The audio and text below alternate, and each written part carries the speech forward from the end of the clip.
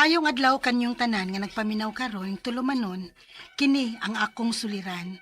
Ilabi na kaninyo Dr. ni Ubra ug Attorney Elaine Bathan, ingon man sa mga artista nga maghatag og kinabuhi ning akong suwat suliran.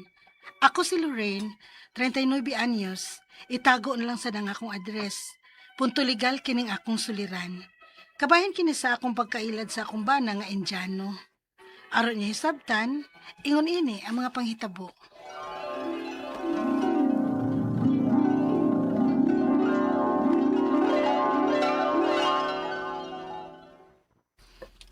Unsa na?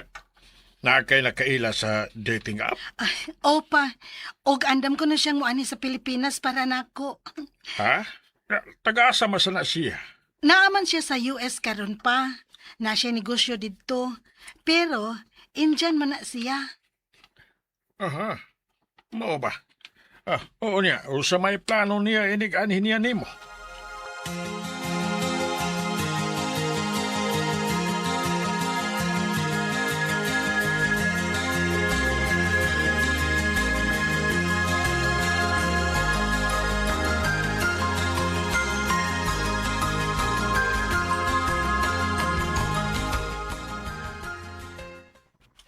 I will marry you. Are you sure? Yes, I like you so much. And I want to be with you. I want to stay there in the Philippines for good. Okay, I will wait for you.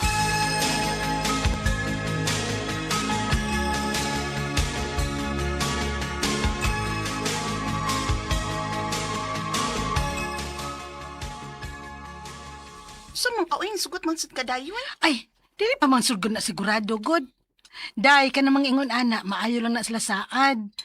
Pero, pilaray mo tuman nga, mo anhigyod sa Pilipinas, oy. Unyag ariun yun ka? Aw, swerte ko.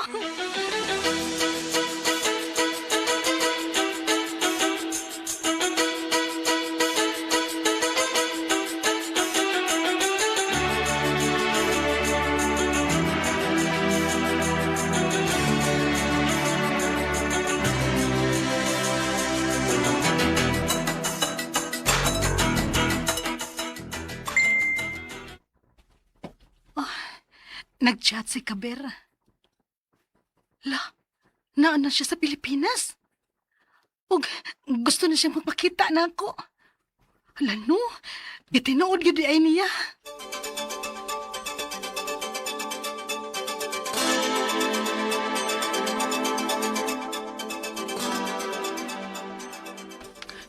Marry me. Ha? When? As soon as possible.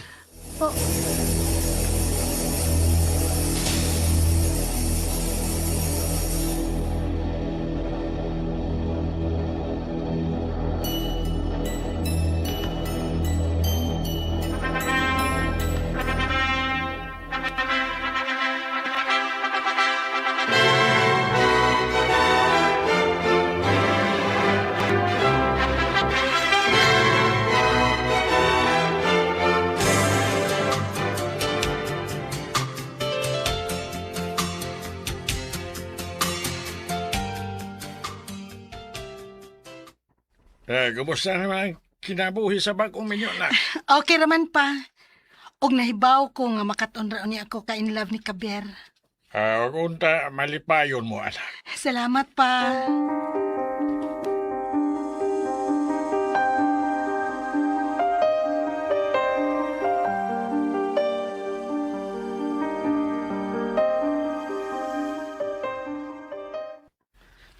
Lauren, I have to go to America.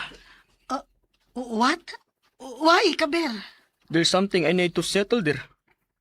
I'll see you again in a few months or maybe a year. Okay, Kaber.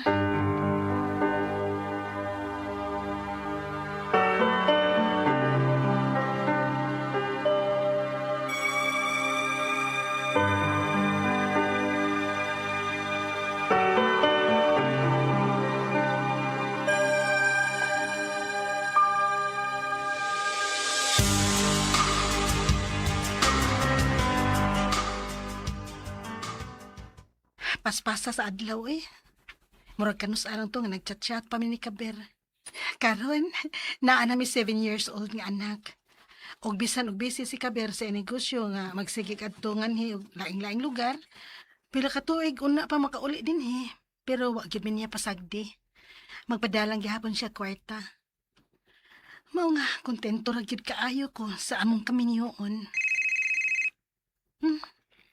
Kinsa man ning nanawag? Dili man ni sa Pinas ning numero ha? Hello? Is this Loren? Yes. Who is this? Ay, Manika. Kaber's wife. Ha? Kinuo ko. Di asawa si Kabir.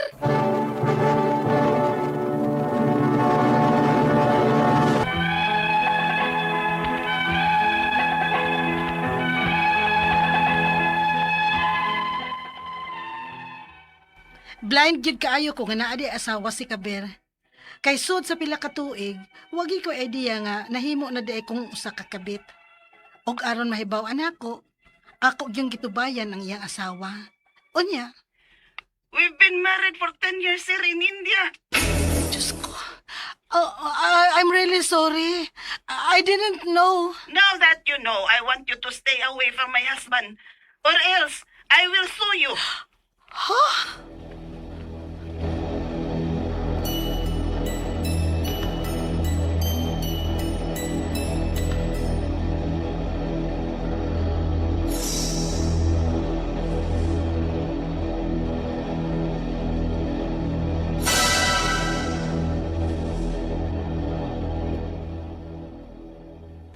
Unsa? Gibuwagan mo si Kabir? Opa, kadili ko gusto mahim kabit. Kabit, kagano, sabay buti mo ipasabot ana. Way bisa ang inyong kasal? Ay, ambot lang pa. Naglibog na gid ko ini. Naglagot ko ni Kabir. Pakakon siyang dako. Og plano na ko nga, pailisan ang apelido sa among anak pa. Loren.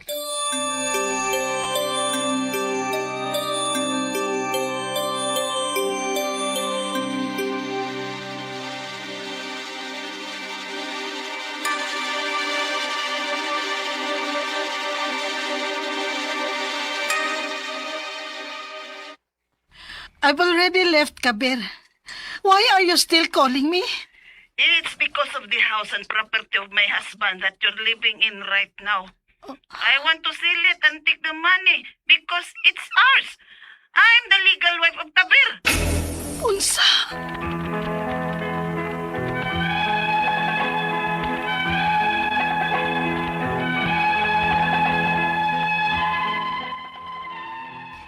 Tungod sa kakalit sa panghitabo, wa na ko mahibaw kung unsay angay na kong buhaton, kung unsay akong unahon. Gusto na lang gid unta ko nga magmalinawon. Ang ako mga pangutana mao kining mosunod unang pangutana. Naibawan nako nga ang Indiano nga akong nabana kasado di ay sa India. Valid pa ba ang among kasal sa akong bana? Nga mahug naman ko og ikaduhang asawa? Ikaduhang pangutana.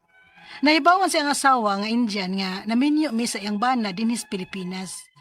Pwede ba di ay ko niyang makiha nga naaman siya sa laing nasod? Ikatulong pangutana. Gibuwagan nako ang akong bana. O gusto na nakong pailisan ang apelido sa among anak. 7 years old na ang among anak. Bahimo pa ba na? O pilasad kahay magastuan na? Ikaw pat o katapusang pangutana. Doon namin napundar nga bahay sa akong bana. O gusto ning ibaligya o kuhaon ang halin sa iyang asawa nga tua sa India.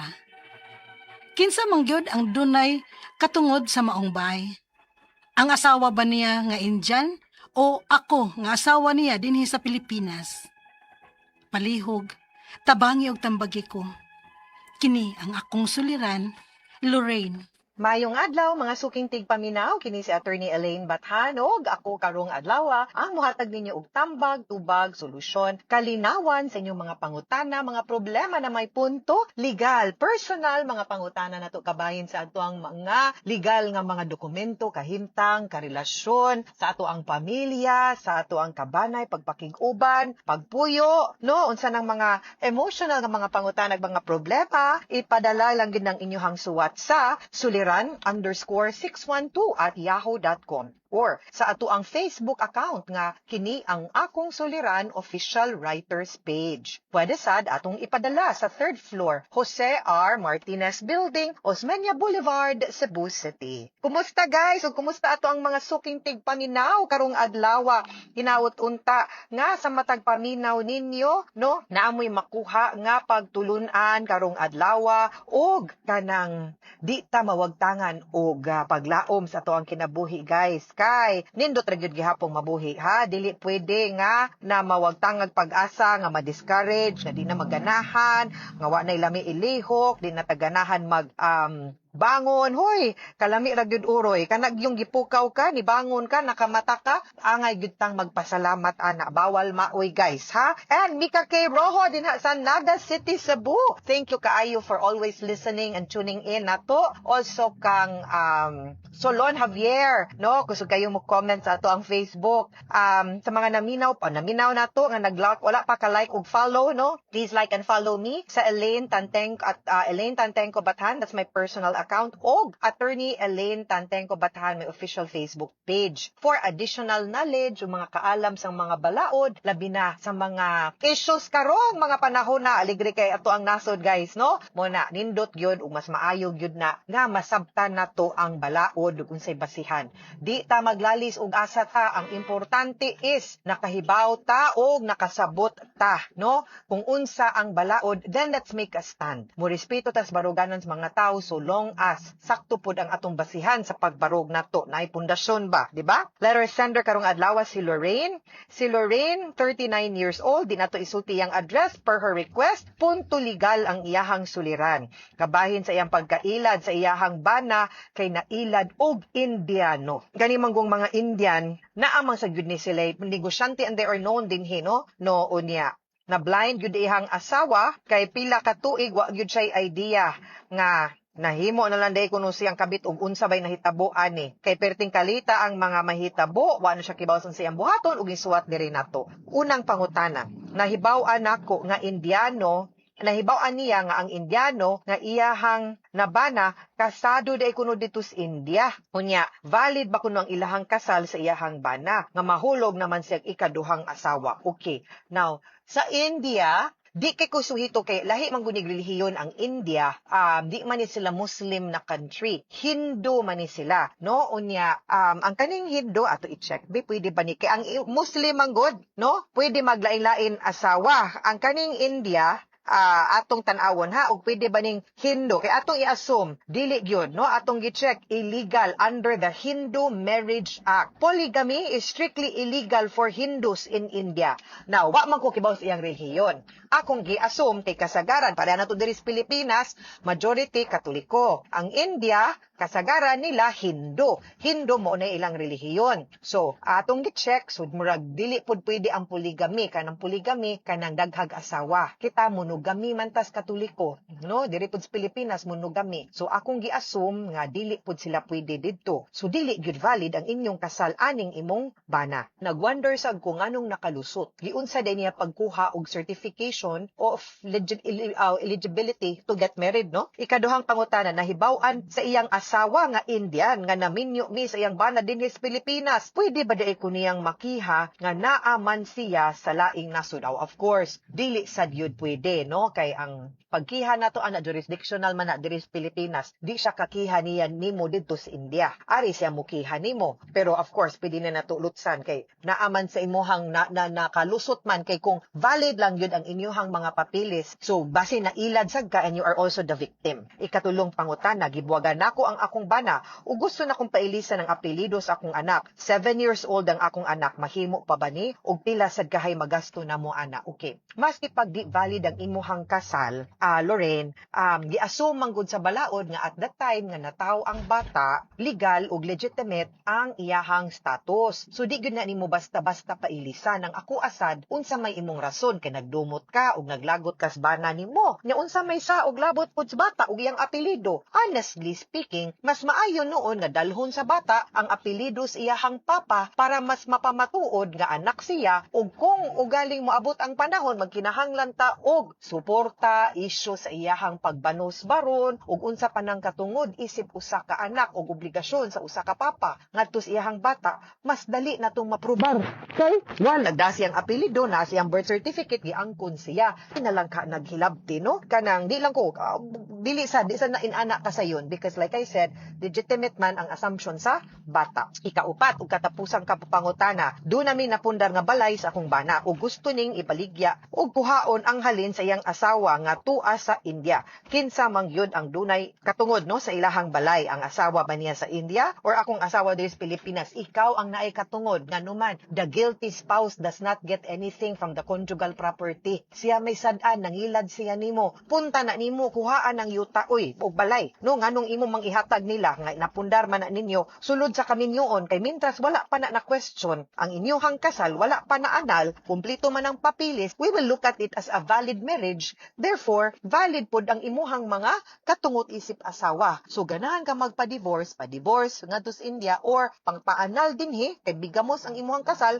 maanal man gyud na i-liquidate kuhaan ang mga kabtangan ninyo. Yabag man din ang imong Indianong giilad ka man di ay niya, no? Again, the guilty spouse does not get anything. Mga suking tigpaminaw, hinaut unta nga namoy nakutlo na pagtulunan karong adlaw. Kini si Attorney Elaine Bathan. Daghan kayong salamat sa inyong pagpaminaw sa akong tulumanon hangtod sa sunod nga sugilanon. Dinhi gapon sa tuang programa kini ang akong suliran gikan sa RMN Production Center, Radyo Man Nationwide. Tatak RMN, daghang salamat og maayong adlaw.